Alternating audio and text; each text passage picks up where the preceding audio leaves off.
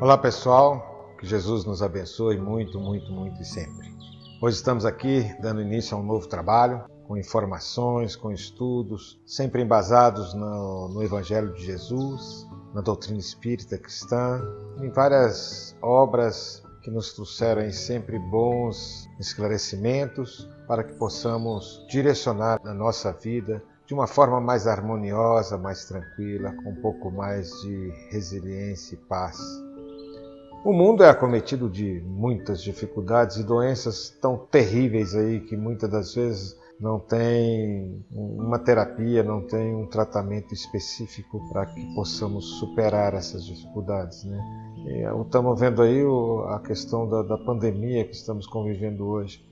Não existe recursos assim definidos, há um monte de falácias, há um monte de posicionamentos e as pessoas ficam aí um pouco perdidas no meio disso tudo. Bom, para nós buscarmos uma linha de raciocínio de forma mais objetiva, vamos direcionar o nosso pensamento agora para o dependente químico. Não que o que nós vamos estudar aqui não valha para qualquer outra doença, mas poderemos ter uma visão mais calma e mais tranquila dessa situação se nós buscarmos esse caminho. A dependência química é considerada uma doença primária, compulsiva, progressiva, crônica e de determinação fatal. Ou seja, usou droga, vai morrer, já era. Não existe uma terapia definida, não existe uma porta, escrito lá talvez adictologista, onde nós vamos bater lá e falar: doutor, eu estou usando determinado tipo de droga, eu preciso de ajuda. E o doutor vai falar conosco: não, o senhor vai tomar tal medicamento, é crônico, não tem cura, e assim começar essa terapia, você não vai usar mais droga que você tem utilizado. Isso não existe. É quase que uma utopia nós pensarmos em algo desse tipo, né? Desde 1935, quando foi fundado o AA, que a humanidade vem buscando recursos ou formas para se trabalhar a dependência química. E sem sucesso. Não existe hoje nada definido.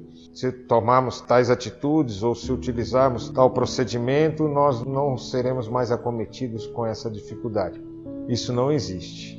Igual a dependência química, nós temos várias outras doenças. E como é? Poxa, por que não existe? Se nós analisarmos bem, toda doença de origem orgânica, ela tem uma terapia qualquer. Mesmo as crônicas. Vamos dar alguns exemplos. Se nós falamos aí da diabetes, a diabetes é crônica? É. Tem uma terapia? Tem controle? Tem. Hipertensão é crônica? É. Tem também uma terapia? Sim. O HIV hoje é crônico? Sim, o HIV é crônico. Tem uma terapia? Também tem controle. O próprio câncer tem controle. Mas por que a dependência química e algumas outras doenças nos acomete de uma forma tão avassaladora, tão complicada, e nós não conseguimos sair disso? Tem algumas situações que as famílias, que as pessoas se encontram que falam assim: poxa, não tem jeito, não tenho o que fazer. Vou morrer, ou vou acabar, vou ser destruído. Se nós analisarmos o Evangelho de Lucas, no capítulo 8, nós vamos encontrar uma situação que nos traz um ensinamento diferente do que nós nos entregarmos à dificuldade. Ou seja, nessa passagem específica, em vez de não ter solução, ela foi encontrada. Eu estou falando especificamente de uma mulher que já sangrava já há muito tempo e tinha buscado todos os recursos possíveis na época. E essa mulher ficou sabendo que Jesus iria passar na região que ela morava. E ela falou: poxa, eu preciso encontrar Jesus. E se esforçou para ir atrás de Jesus. E no meio daquela multidão ela não conseguia chegar perto de Jesus. E foi ali entre empurrões, tentando da forma que ela achou melhor para conseguir encontrar Jesus. Mas ela não conseguiu falar. O máximo que ela conseguiu era quando Jesus passava, ela tocou nas vestes de Jesus. E nesse momento, Jesus para. Jesus para, vira para Pedro e fala: Pedro, alguém me tocou. Pedro olha aquela multidão, fala: mestre, no meio dessa multidão é claro que alguém te tocou. Jesus fala com Pedro: Pedro, alguém me tocou, pois de mim saiu o poder. E na sequência, depois daquela movimentação, procura, ele descobre que era essa mulher. E conversando com ela, ela tinha se curado da dificuldade dela, que não havia recurso. E Jesus fala com ela: vai e não peques mais, a tua fé te curou. Opa! Agora nós temos algo aí para analisar. Se nos encontramos numa situação difícil, já não tem mais o que fazer, chegou no ponto final, não tem mais recursos, tem mais alguma coisa sim. Nós precisamos entender o que aconteceu naquele momento. Quando Jesus fala com Pedro: alguém me tocou, pois de mim saiu poder, alguma energia, alguma coisa saiu de Jesus ou se manifestou ali naquele momento, ele percebeu essa vibração, essa energia, e essa energia canalizou diretamente nessa mulher que já vivia acometida dessas dificuldades, e ela se curou. E o interessante é que Jesus não fala que foi ele. Ele não fala que foi a energia dele. Ele diz: a tua fé te curou. Olha, é um ponto que nós precisamos analisar com muito critério. André Luiz, no livro Missionários da Luz, nos traz a seguinte informação: muitos, não obstante bondosos e sinceros nas suas convicções, aguardam a mediunidade curadora e não o serviço do bem, que pede ao candidato o esforço laborioso do começo. Opa, agora dá para nós começarmos a ter uma ideia. Quando alguém toca em Jesus, uma energia que já existia ali, ela toma proporções de cura.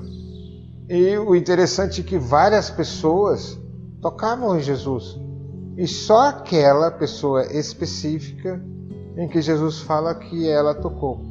Por quê? Casando com a informação agora de André Luiz, nós falamos: peraí, tem que ter um esforço da nossa parte. A energia curadora, a energia do amor, a energia do bem, a energia divina, ela nos é direcionada a todo instante. E é necessário o nosso esforço de irmos de encontro a essa energia, igual a mulher fez em Lucas 8. Ela deu os passos, ela abriu as portas, ela bateu a porta abriu e ela foi lá buscar o que ela precisava. Nós não podemos ficarmos sentados aguardando que algo aconteça. Às vezes ficamos sentados pedindo: Jesus me ajuda, Jesus me ajuda, Jesus me ajuda. Mas não levantamos para dar o passo necessário. Não nos levantamos para começar, para irmos de encontro a essa energia que vai contribuir conosco, que vai nos curar, que vai nos salvar. Olha que interessante, gente. Essa energia, ela já está aí disponível a todas as criaturas. O nosso trabalho é ir de encontro a ela. Quando fala ir, dá a impressão de ter que fazer uma caminhada muito grande. Não é. É só abrir conexão para que essa energia adentre o nosso ser. E como fazer isso?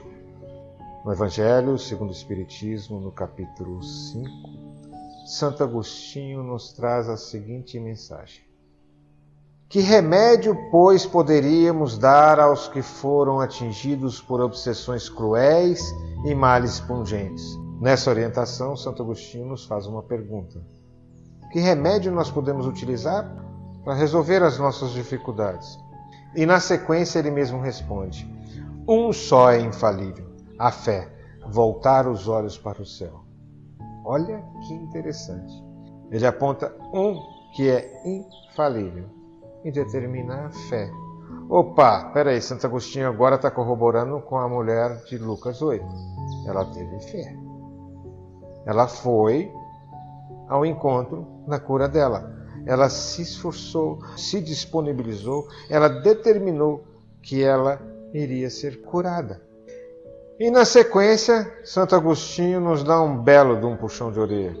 Ele diz: não mais nos pergunteis, portanto, qual o remédio que curará tal úlcera ou tal chaga, esta tentação ou aquela prova. Ele falou, um só era infalível. E fala na sequência: olha, não mais me pergunte qual é o remédio.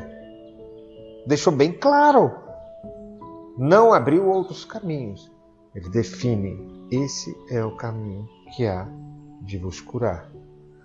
Se nós nos encontrarmos numa condição que não seja favorável e que a esperança esteja se diluindo, vamos dizer assim, tem alguma coisa aí para ser analisada, para ser considerada. E Santo Agostinho, ele completa e finaliza essa orientação da seguinte forma: lembra-vos de que aquele que crê se fortalece com o remédio da fé, e aquele que duvida 1 segundo da sua eficácia é punido na mesma hora, porque sente imediatamente as angústias pungentes da aflição. Olha, aqui Santo Agostinho está nos falando, sai a fé. Se nós perdermos a fé, se não tivermos fé, vai doer. O contrário, o antônimo também se faz presente. Se eu tiver fé, não vai doer. Se eu tiver fé, vou curar tal doença. Se eu não tiver, eu não vou curar. Será que é assim mesmo? Como é que é essa fé? Nós precisamos adentrar mais nesse meio e compreender melhor por que Santo Agostinho foi tão incisivo, foi tão definido nessa questão. Bom, pessoal, nós vamos encerrar hoje por aqui. No próximo vídeo, parte 2 do remédio, nós vamos adentrar mais a questão das energias, de como é que isso funciona, ok? Que Jesus nos abençoe muito, muito, muito e sempre.